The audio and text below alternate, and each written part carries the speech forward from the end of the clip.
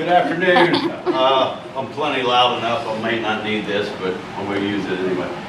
So we're going to talk about in situ burn we did on Delta National Wildlife Refuge, and then we tied in a wetland vegetation monitoring component to that.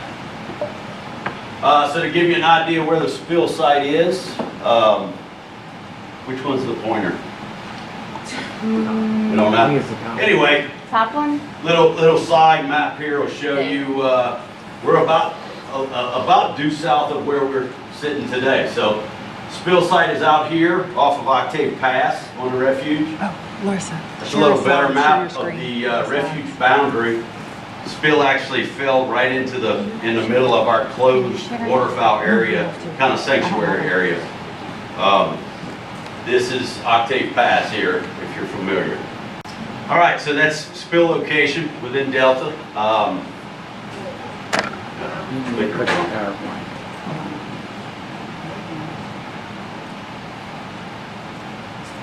So the initial spill, we got a call on a Wednesday.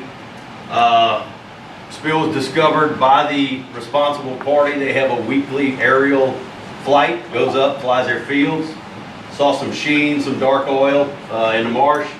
Notified us. We tried to mobilize that Wednesday, couldn't get across the river in airboats. The weather was too bad. Actually got out there on a Thursday morning. Priorities for cleanup were set up like your normal spill. So you want to secure the source, build a containment strategy, and then start looking at some potential mechanical recovery. And then we started ongoing assessment of the impacted areas. This is our source. We had a 8-inch bulk line that the operator didn't even realize was there.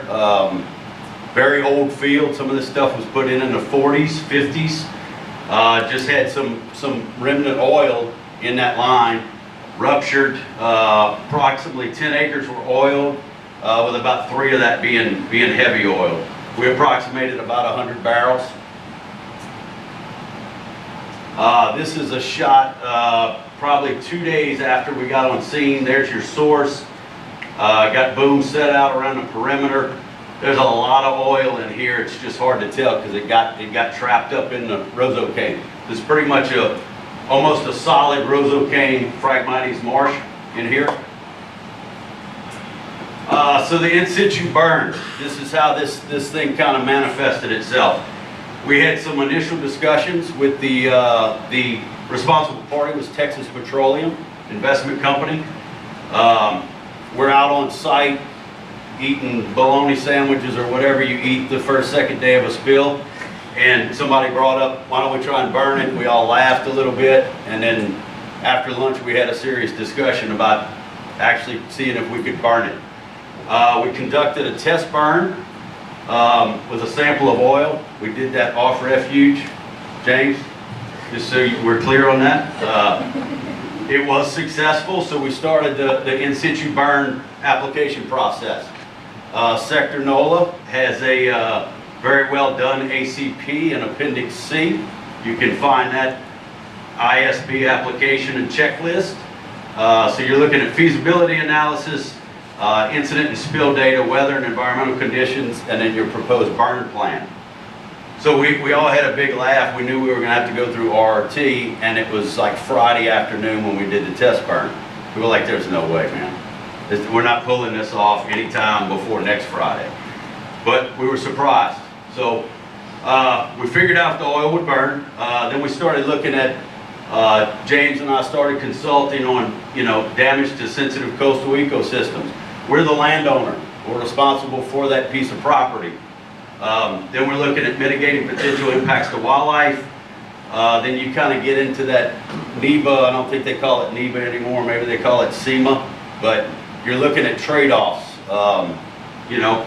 As wildlife managers, land managers, we have to figure out what's the least damaging path to get rid of this oil, get it off of our landscape. And then, of course, we'd have public and media interest if we started burning stuff. There's no doubt about that. And then the RRT consultation and eventually needed concurrence. Prepared for the burn. Sector New Orleans set up a unified command So the critical role for the environmental unit within that was an in-situ burn operation checklist and then the site safety plan development. Forefront actually served as the kind of spill manager for TPIC. Did a good job building up the burn plan for approval. Notified RRT of our plans. From a Fish and Wildlife Service perspective, we burn stuff all the time. We've got people that are full-time fire folks, so we brought in our fire folks to help them develop this plan and a prescription. Biologists and managers that worked for us were coordinated the response and then served as our habitat experts. As land managers, like I just spoke about, our decisions are best based off, trade-offs. What's the best possible outcome? We held an RRT call actually from the field, remote location, got really good feedback. We expressed our situation. This doesn't work in every case, but we had the perfect situation, perfect opportunity. We had a freshwater to intermediate marsh, surrounded on two sides by a spoil bank, surrounded on the other two sides by bodies of water. Had favorable weather and winds for the next few days, and then we're in a very remote location. Nearest populated town is Pilot Town, and post-Katrina there's probably 6 residents in Pilot Town. 6 everyday residents. So anyway, conducting the burn. We got UC approval of the burn and the site safety plans. Coast Guard was very hesitant to agree to this. They made me say 6 to 12 times that we were cool with it. So I think that was right after Gaudier. Who was there? Captain? Gaudier? After Gaudier. Oh, Shiflin. Shiflin. Yeah, Shiflin. He made me say on the phone several times that we were good with this. He's a lawyer. Well, he's a good one. So he was free and clear. Anyway, again, like we burn all the time. So our folks were excited about it. On-site response teams, we had ignition control and suppression. That was T&T Marine out of Galveston. That was hired by the RP. We had air monitoring. Gulf Strike team came in, handled our air monitoring stuff. We had lookouts. We had security and safety by our law enforcement guys. We had helicopter support. We actually had a NOAA SSC Adam in the helicopter for it. So we were burning by Tuesday. Got on site Thursday. Burning by Tuesday is pretty impressive, honestly. For us, anyway, I thought it was. We had no clue how much of this stuff was going to burn. We had no idea how long it had been there. We just knew that it was covered by roseau-cane. It was somewhat dormant, I guess. There was no wave action, very little tide action affecting it. So the lighter end stayed, enough to burn some up. So here's just a few aerial shots. That's your response boats out in Octave Pass. This is one of our ignition crews here on the airboat. So it was licking pretty good. Burned real quick first day, and I'll show you another shot in a second where we actually went in the second day and did some spot fires. So our staff, our fire crew was instrumental in getting the prescription and the burn plan completed. They worked hand in hand with the responsible party to get a plan through and approved by RRT and the Unified Command. So this will give you an aerial shot. So all this stuff in black is the burn on the first day. That was the third. And then the fourth, that was the little spot fires I was telling about. We went out the next morning and did some ignition stuff, and actually were able to burn a lot more. So here's kind of a side-by-side here, pre-burn, post-burn. So that's, we had a good burn on probably 3 to 4 acres, and we figure that was 85 to 90% of the oil that we had on the ground or in the water. So pretty successful. Here's your reference point. This is just a bigger shot of what I just showed you. So here's your source, and there's your source. So we got a little spot burn here, and then this is the bulk of our burned area. After following the burn, we still had some residual stuff.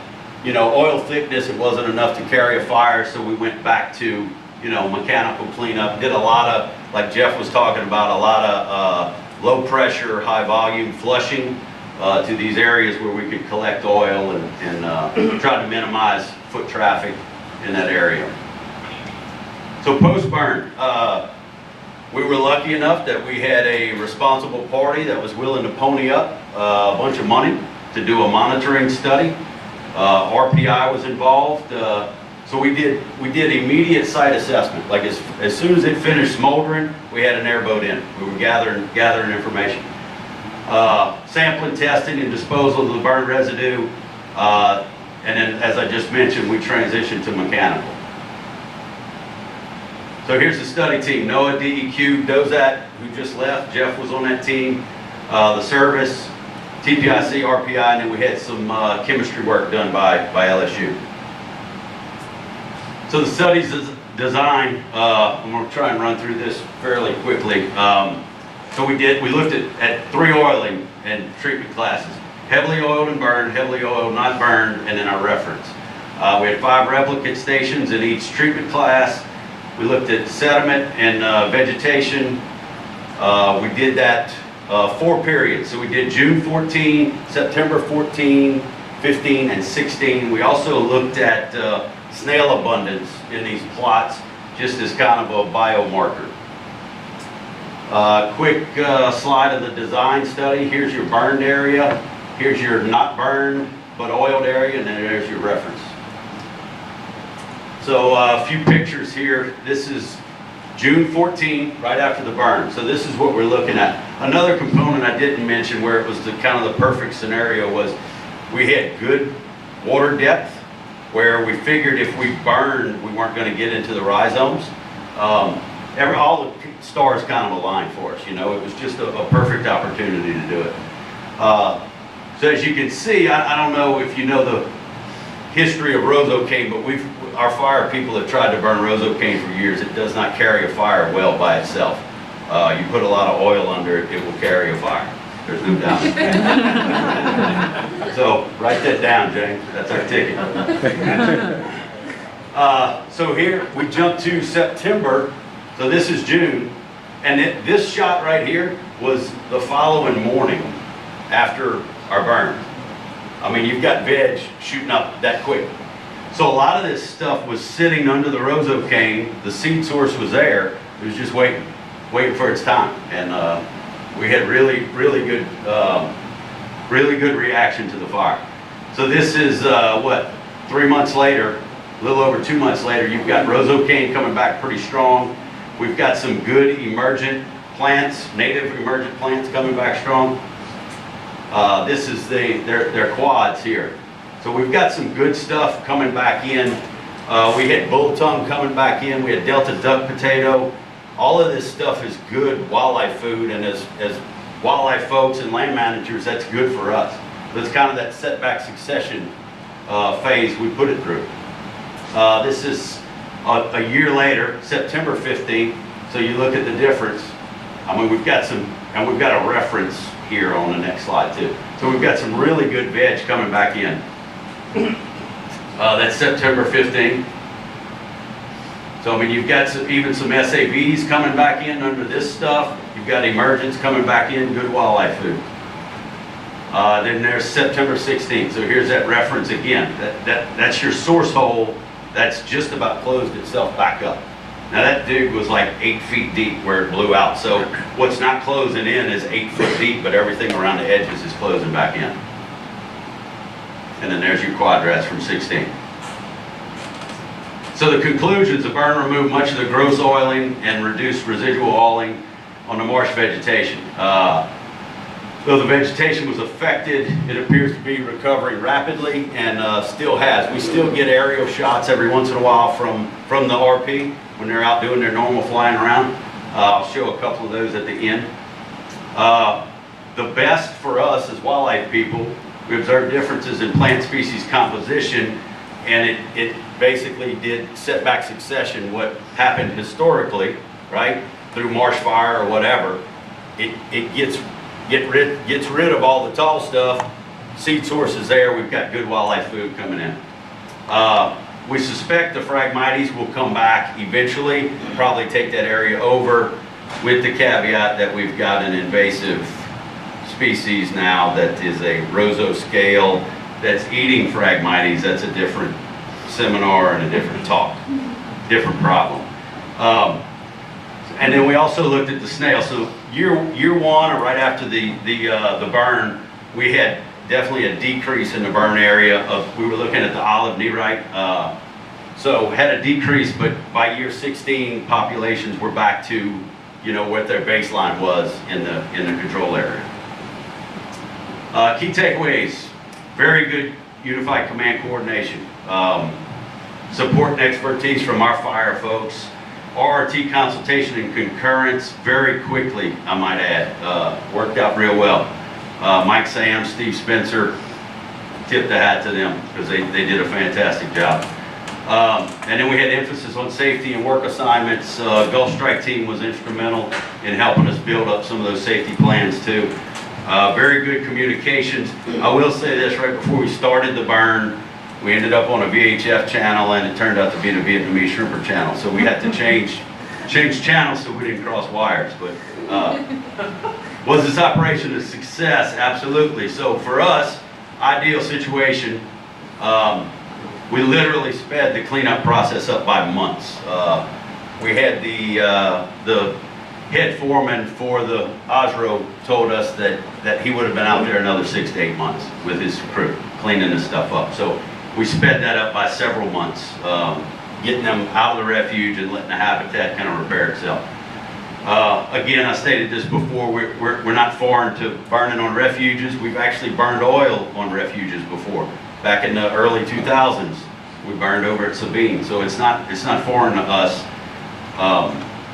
Then the regrowth of the habitat was tremendous. Talked about setback succession, great wildlife value. Outcome couldn't have been better from our perspective. You know, we picked what we felt was the least damaging method to remove the oil, and it worked out great for us. So here's a couple quick aerial shots. This is October 14. And then we're looking at February 16. You can see it's starting to fill back in, that area. And then this is, what, July 16. So, I mean, you've got almost total green up. Some of this darker green stuff is highest that's moved in. But anyway, pretty good results 2 years out. So I think the key to the success here, not only of the burn, but the monitoring, was we had a willing, responsible party that was willing to pony up, and they understood what our endpoints needed to be, and they were willing to fulfill those. And then the incident command team did real well. Had some foresight in not immediately shucking the idea of burning on a national wildlife refuge.